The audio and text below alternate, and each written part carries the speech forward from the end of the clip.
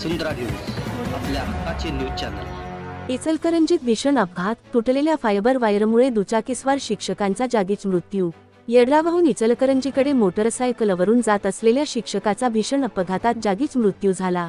विजयकुमार बाळासाहेब चौगुले, राहणार येड्राव असे मृत्यू झालेल्या व्यक्तीचे नाव आहे। ही दुर्दैवी घटना आज सकाळच्या सुमारास राज कॅसल हॉटेलजवळ घडली। चौगुले हे मोटरसायकलवरून मुख्य मार्गाने इचलकरंजीकडे निघाले होते। राज कॅसल हॉटेलसमोर रस्त्यावर तुटलेली फायबर वायर पडलेली होती। ही वायर त्यांच्या मोटरसायकलला अडकल्याने त्यांचा तोल गेला आणि ते रस्त्यावर कोसळले।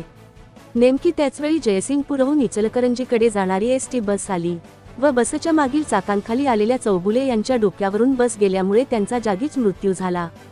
घटनेची माहिती मिळताच गावभाग पोलीस घटनास्थळी दाखल झाले। त्यांनी घटनास्थळी पंचनामा करून वाहतूक सुरळीत केली।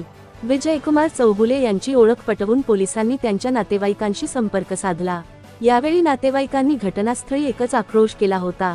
विजयकुमार चौगुले हे येड्राव येथील रहिवासी असून ते बालाजी समूह इंग्लिश मीडियम शाळेत शिक्षक म्हणून कार्यरत होते।